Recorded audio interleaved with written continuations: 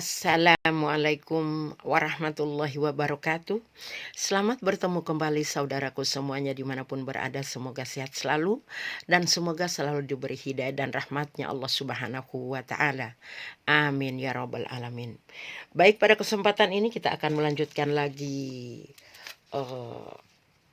tahsin bersanad sebagaimana yang berada dalam buku Aisar Lisigor, yaitu yang sedang kita bahas, yaitu belajar membaca Al-Quran dari nol sampai dengan mahir, dari anak-anak pemula sampai dengan lansia. Baik, pada kesempatan ini kita sudah sampai pada mahrojil huruf atau huruf hijaiyah za. Ya, kita sudah berada pada huruf hijaiyah za. Ya, sebelum kita masuk kepada sifat-sifat huruf, ya sifat-sifat huruf hijaiyah za, maka kita ingat kembali bahwa tempat keluarnya huruf atau disebut dengan mahrajul huruf za itu berada di ujung lidah, ditempelkan di dua gigi seri bagian atas sebagaimana terlihat pada gambar ini. Ya, za ini giginya, ya lisan kita tempelkan di sini di dua gigi seri bagian atas. Za seperti itu ya. Jika kita sudah menempelkan, tentu saja kita teringat ya, ada huruf yang tempatnya sama, dan itu kita sudah bahas pada pertemuan kemarin, yaitu tha. Ya, a, ba, ta, tha. Itu ada huruf yang tempat keluarnya sama ya, seperti yang terlihat pada gambar ini, tha. Ini tempat keluarnya huruf sama ya, sama dengan za, tetapi berbeda dalam sifat ya. Tentu saja berbeda dalam sifat-sifatnya. Baik, kita lanjut bahwa mahrojil huruf atau tempat keluarnya huruf za berada di ujung lidah dengan dua gigi seri bagian atas. Dan huruf hijaiyah za mempunyai 4 sifat, karena kita sedang membahas sifat-sifat huruf ya. Mahrojil huruf itu sudah kita bahas pada pertemuan kemarin atau video-video kemarin, silakan dibuka. Dan sekarang kita membahas sifat-sifat huruf. Sifat huruf hijaiyah za itu mempunyai 4 sifat. Pertama sifat jahar, yang kedua sifat rohwa, yang ketiga istifal, dan yang keempat adalah infitah. Ya, kita bertemu dengan sifat huruf yang pertama. Kita akan membahas sifat huruf yang pertama, yaitu jahar. Ya, tentu saja kita ingat ya, karena ada huruf yang hampir sama dalam sifat, yaitu huruf hijaiyah tha itu hampir sama sifatnya ya. Kalau tha itu dia mempunyai sifat hamas atau udaranya mengalir. Kalau za ini udaranya tidak mengalir, jahar. Jadi dua sifat yang berlawanan. Jadi dua sifat yang berlawanan. Kalau tha itu adalah sifatnya udaranya harus dialirkan atau nafasnya harus dialirkan. Kalau jahar itu adalah udaranya atau nafasnya tidak boleh bocor, tidak boleh dialirkan. Za seperti itu ya. Di situ perbedaannya ya. Sama-sama mempunyai 4 sifat ya. Kalau yang tha itu mempunyai 4 sifat tapi didahului dengan hamas, yaitu udara mengalir, sedangkan za didahului oleh jahar. Baik, kita akan masuk ke sifat huruf hijaiyah za, yaitu jahar. Sifat huruf hijaiyah za yang mempunyai sifat jahar ini wajib ada ya, wajib ada pada huruf hijaiyah za ya, karena kalau kita tidak hadirkan sifat jahar dan kita malah bocorkan, ini kan harus jahar itu adalah nafasnya tertahan. Kalau hamas kan nafasnya yang mengalir. Ketika sifat jahar ini tidak berada pada huruf hijaiyah za, tetapi malah kita alirkan, dia akan masuk ke sifat tha. Jadi tidak boleh dialirkan, tidak boleh bocor udaranya, tidak boleh bocor nafasnya. Harus kita boleh tes seperti ini ketika kita mau ngetes sudah benar sifat jaharnya. Kita letakkan tangan kita seperti ini di depan sini, kemudian kita sebutkan hurufnya za. Jika tidak ada udara atau tidak ada nafas yang keluar, itu sudah benar sifatnya ya, jaharnya. Tetapi jika kita letakkan seperti ini, kemudian keluar nafasnya, the, gitu, ada udaranya, itu nanti masuk ke tha. Karena yang mempunyai sifat udara keluar itu adalah tha. Maka jangan dikeluarkan udaranya. Jadi kita tes seperti ini, the, tidak keluar udaranya. Itu berarti sudah benar sifat huruf jaharnya. Ini yang pertama. Karena sifat jahar ini wajib berada di huruf hijaiyah za. Tidak boleh bocor. Ya. Karena dari segi mahraj itu memang mempunyai tempat yang sama. Tapi dari segi sifat ada perbedaan tha dan ja. Perbedaannya dalam sifat hanya satu.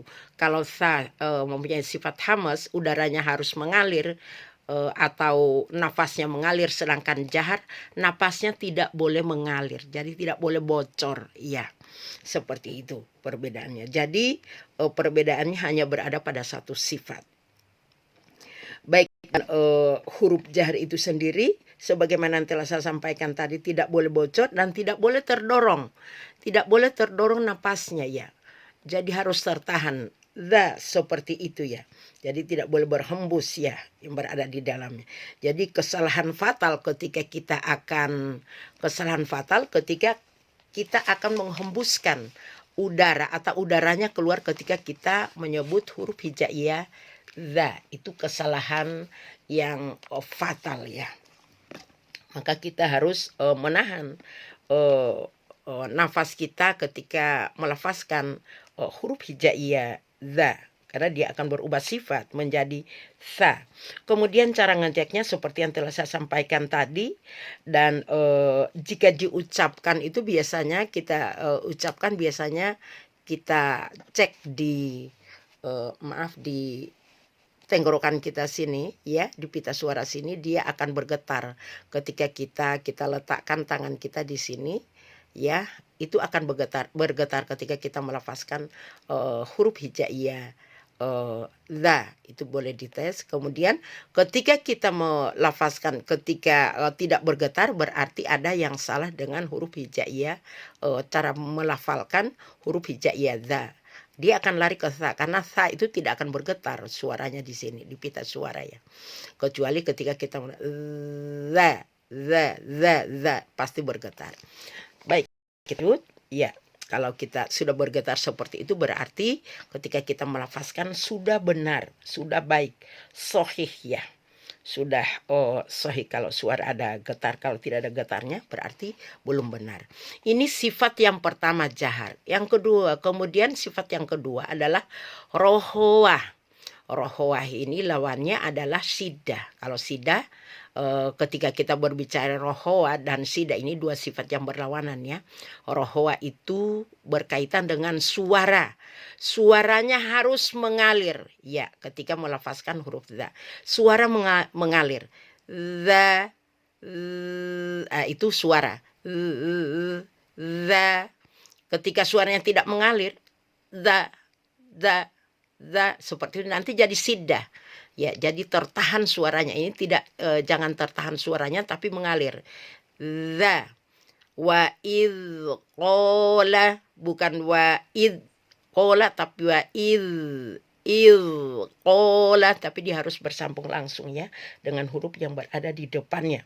Jadi tidak terputus ya ketika kita membacanya ini karena dia harus mengalir. Wa id qala, bukan wa id qala. Nah, nanti jadi sidah karena dia rohwa harus dialirkan. Wa idh qala. Ya, seperti itu ya. Jadi tidak ada jeda ya antara huruf za ketika disukun dengan huruf yang berada di depannya ketika diharokat.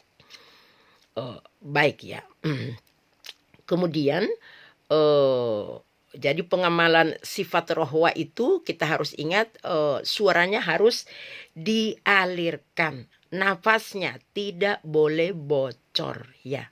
Itu sifat rohwa. Jadi nafasnya tidak boleh bocor tetapi suaranya harus dialirkan.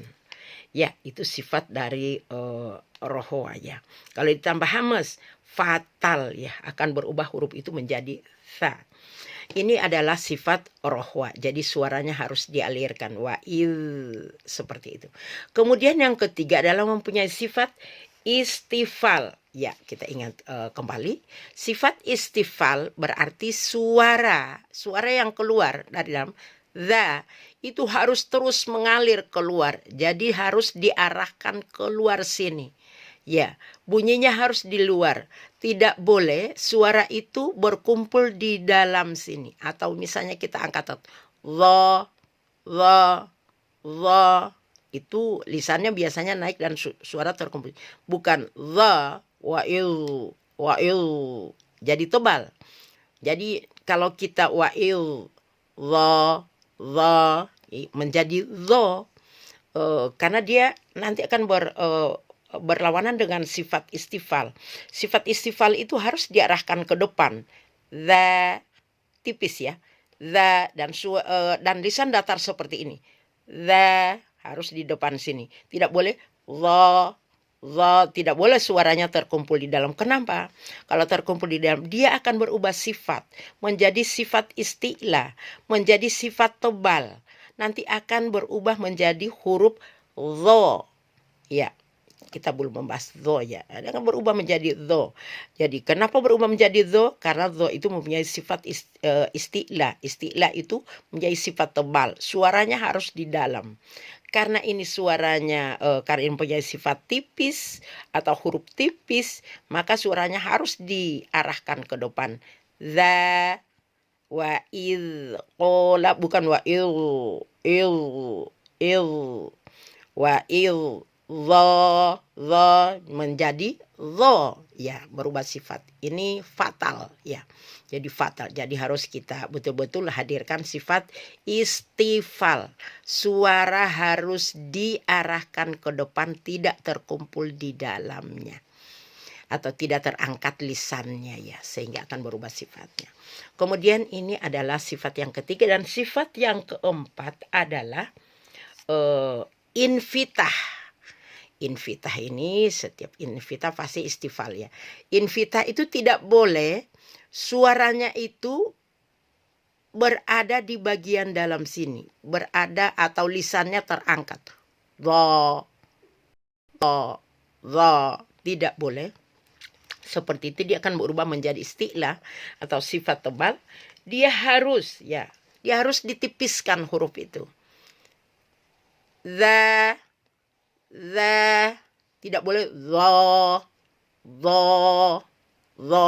tidak boleh berada di dalam sini atau dikumpulkan di dalam sini ya, harus dialirkan dan lisan harus datar seperti ini. Jadi tidak boleh, contohnya kita membaca a'udzubi. Nah, kalau kita kita memang ya ini memang kita harus tipiskan. Cara menipiskan a'udzu memang harus ada irja ya. Irja itu harus mengembalikan lisan ya. Dan kita belum sampai pembahasan itu, tapi ya insya Allah kita akan sampai ke pembahasan ini.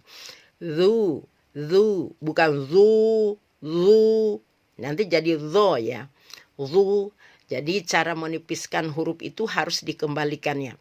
Jadi u itu terkumpul suara ke depan, kemudian bibirnya terkumpul di bagian depan, kemudian kita irja itu kita kembalikan bibirnya lagi, kemudian kita kumpulkan lagi di depan. Kita kembalikan zu, kemudian kita kumpulkan zubil, zubi, zu. Kita pastikan dia berada di depan. Jangan sampai zu. Suara keluar sini jadi tebal, berubah menjadi zo ya. Jadi zu tipis, harus berani zubillah dan seterusnya. Zu tipis, bukan zu jadi zo ya. Jadi jangan sampai menjadi zo, karena dia akan berubah sifat menjadi huruf tebal ya. Jadi menjadi itbak ya, naik nanti ini lisannya. Zu, zu, jadi zo. Jadi zu, suara keluar di depan sini. Zubillah ya, seperti itu. Ya, jadi huruf tidak boleh lisan kita tidak boleh diangkat-angkat, atau ketika menyebut huruf zu tidak boleh huruf itu berada di dalam zu jadi tebal ya. Ya tidak boleh berada di dalam, ya nanti menjadi isti'la. Kalau huruf itu berada dalam berubah sifat. Nah, sifatnya adalah istifal, suara diarahkan ke depan, dan dia mempunyai sifat infitah, suara harus ditipiskan ya. Baik, kita ya itulah 4 sifat yang berada di mahrajul huruf dza. Dan mari kita lanjutkan pada latihan huruf dza ya. Kita ingat, kita letakkan lisan kita berada di dza ya, berada seperti ini. Mari kita latihan. Dza, a dza, da dza, ba dza, ta dza, fa dza, za ba ja, ha ba dza, ja za ba, ja ba dza, a kho dza, za ba ha. Demikian yang dapat disampaikan pada kesempatan ini, semoga manfaat, dan insya Allah kita lanjutkan pada kesempatan berikutnya. Subhanakallahumma wa bihamdika asyhadu an la ilaha illa anta astaghfiruka wa atubu ilaik. Wassalamualaikum warahmatullahi wabarakatuh.